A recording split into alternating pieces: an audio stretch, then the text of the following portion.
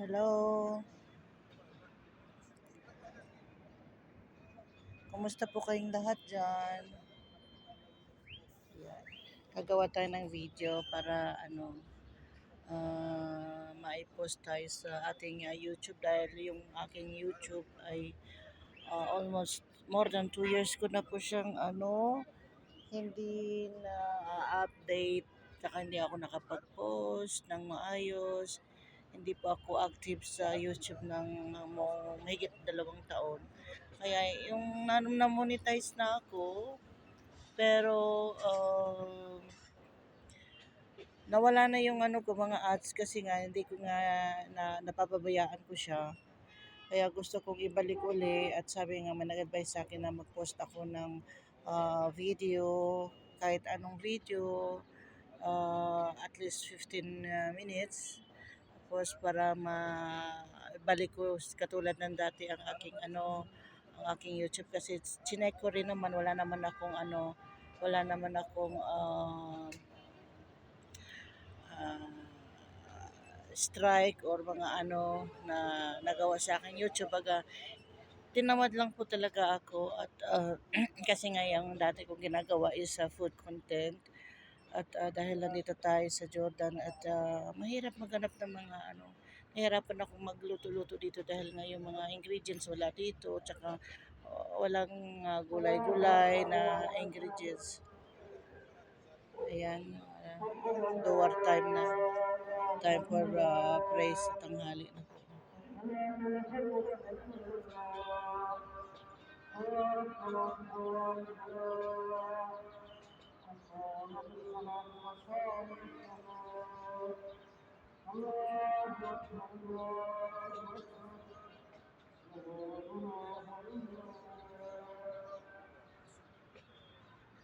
Prayer time na po ng duwar. At ayan yung anak ko. Ayan, naglalaro sa swing. Dumaan muna kami dito dahil galing nga kami bumili ng mga gulay para sa para this week naman ay may mabaon tayo sa work at off day natin ngayon so may time tayo para bumili at nagpahinga na lang din ng konti dahil sobrang init na dahil summer na po ngayon dito sa Jordan at ayan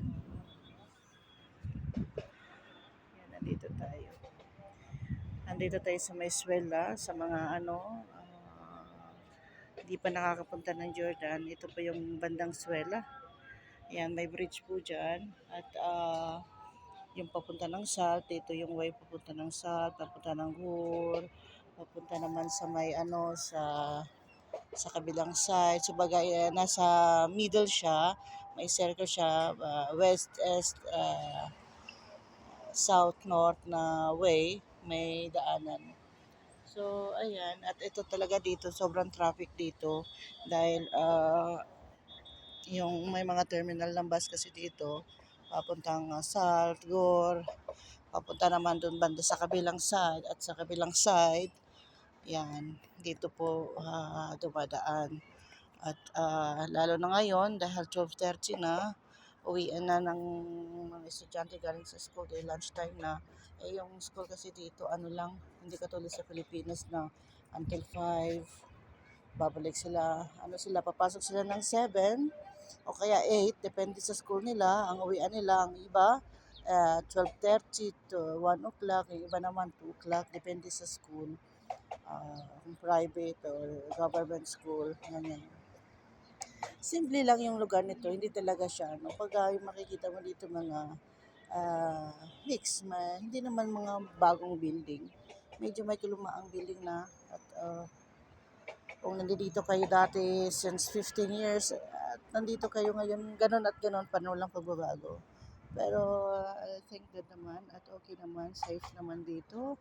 At kung tumira kayo dito ng mga ilang years, mamimiss mo rin yung lugar na to dahil pag napunta ka rin naman sa ibang bansa, sabihin na natin napakaganda, wala namang lugar na talaga na perfect, walang perfect na lugar.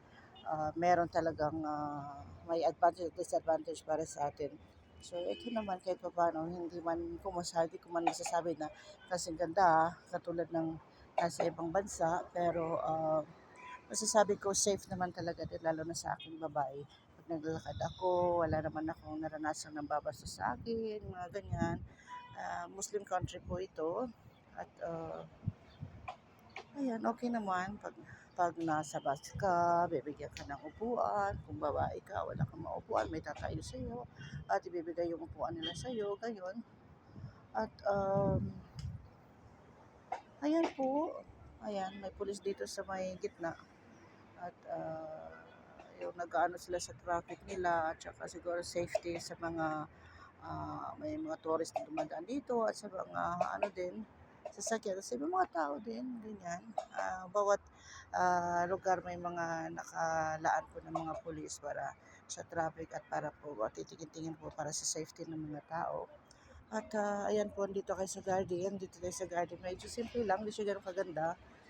At hindi katulad sa Istanbul, Istanbul, ang mga garden doon nagaganda talaga. Dito, ayan, kasi nga dito nga, Middle East, medyo hindi po tayo katulad sa iba na ano, hindi po katulad sa iba na maraming sagana sa tubig, Kaya tinatawag na may disyerto dito dahil nga po walang mga tubig. So ayan po, makikita nyo yan. Walang mga dahon-dahon o ano. At ayan po, maraming salamat po sa inyo. At nagla-live po ako. Inaantay ko lang po na hanggang mag 15 minutes kasi kailangan daw po talaga 15 minutes po ang ang YouTube video. At ayan po, nagta-try po ako talagang gusto ko po talagang ibalik yung aking video at gusto ko po maging active uli kasi sayang naman yung pinaghirapan ko kasi dati nung time na gumagawa ako ng YouTube channel, nasa bahay lang po ako at ayun, kapapanganak lang, maliit pa yung baby, nasa bahay lang po at walang ibang magawa at nag-iisip kung paano magkakapera. Ayan, sinubukan kong gumawa ng channel at dahil nga sa mga kababayan din natin na yung alam mo yon yung parang yung magpapalitan kayo ng mga subscribe, mga ganon.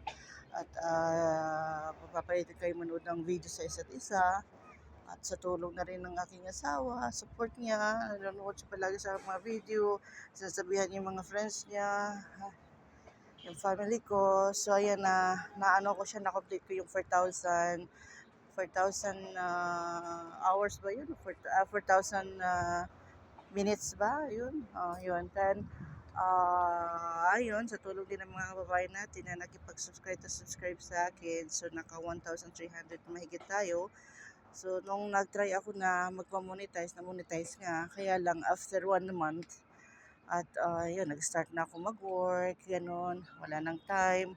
Tapos yun nga po, yung mga ingredients ko, dahil food content ka, ang ginagawa ko, hindi naman po tayo chef, pero yung pang-araw-araw sana natin na na luto, yan. Kaya lang po, nasa Middle East ako, na Arabic po yung asawa ko.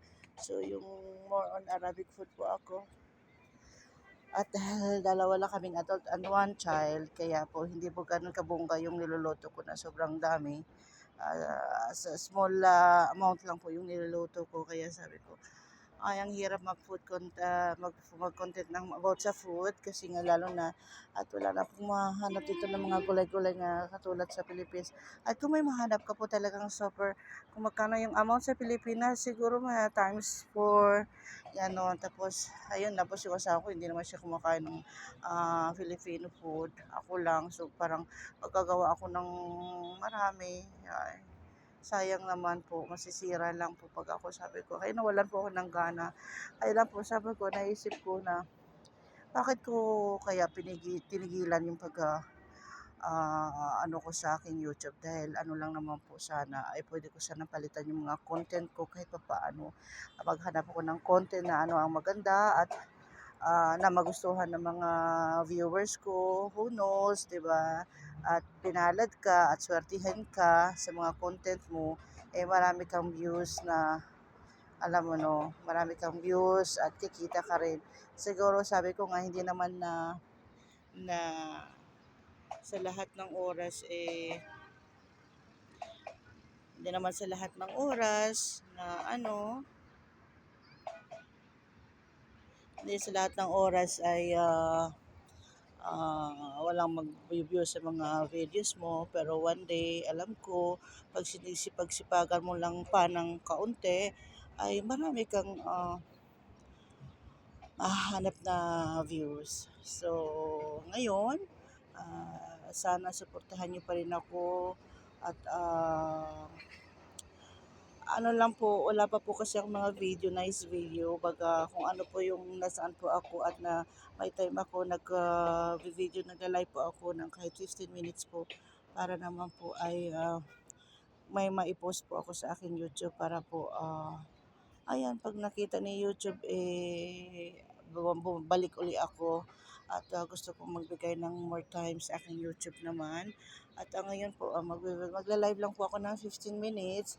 After this, later po, magpo-post po ako at nang may mapupuntahan po ako, mag-check po ako ng mga throwback videos ko, mag-video po ako. At meron po akong FB page, nasa 8,000k na po tayo.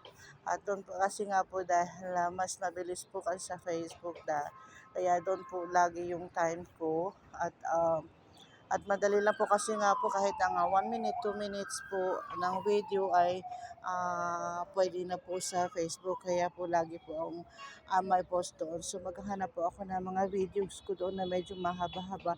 Ipopost ko po dito sa aking YouTube. At kung mayroon po kayong may gandang i-advise sa akin para dito sa aking YouTube channel, please comment below po at tulungan niyo naman po akong give me some advices po. Ano po ang magandang gawin para po ma-active ko na po yung bumalik na po yung aking monetization, yung mga ads ko. At maraming salamat po uli. So ngayon nasa 12 minutes tayo. So I need more 3 minutes sa aking live para magawa kong exact 15 minutes. At ayan po, yung anak ko medyo mainit na po talaga yan dahil nga okay naman po. Sobrang init na pero yan yung anak ko yung naka-red. Gusto niyang mag-swing. So dahil dumaan kami dito at off day po natin ngayon talaga. So ito lang kasi busy din tayo sa work, lalo na yung mga nagtatrabaho talaga tayo, 9 hours tayo sa work. Tapos niyan, after work naman, magkaasikaso tayo sa bahay.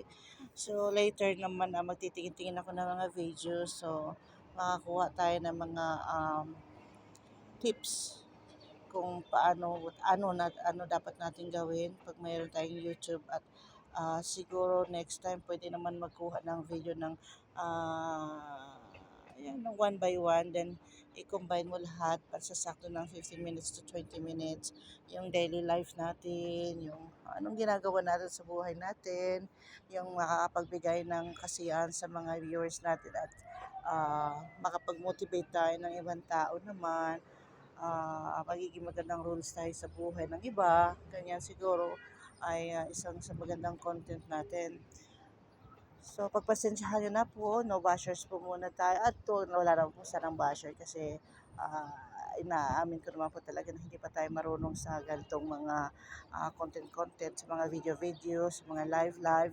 So, baga nag-aaral pa lang po ako, beginners pa lang po ako at willing naman po akong matuto pa mula sa inyo, mula sa mga advices nyo. At maraming salamat po sa inyong lahat. At sana po nasa mabuting kalagayan tayong lahat, safety, good health, happiness, and kasama natin ang mga loved ones natin. Yun po ang importante at magdasal po tayo lagi sa ating Panginoon. Huwag natin kalimutan na anuman ang pagsubok sa buhay ay nandyan lagi ang Panginoon. Hindi tayo bibigyan ng mga problema sa buhay, mga pagsubok na hindi natin kaya. At nag-iisa lang ating Panginoon. Manalangin tayo sa ating nag-iisang Panginoon. Yung may gawa ng langit at lupa. Okay? At maging mapagmahal tayo sa ating mga magulang, masunurin na bilang anak, at magbigay tayo ng charity sa mga kung kaya natin magbigay ng charity, pwede naman tayo magbigay ng charity, tumulong sa ibang mga nangangailangan. So, for now, dito na lang po muna ang aking video po. Maraming salamat po at God bless you po sa inyong lahat. Nasa ang panig man kayo ng mundo, mag-iingat po tayong lahat. Mag-iingat po kayong lahat. Maraming salamat po sa inyo. God bless you all po. Maraming salamat.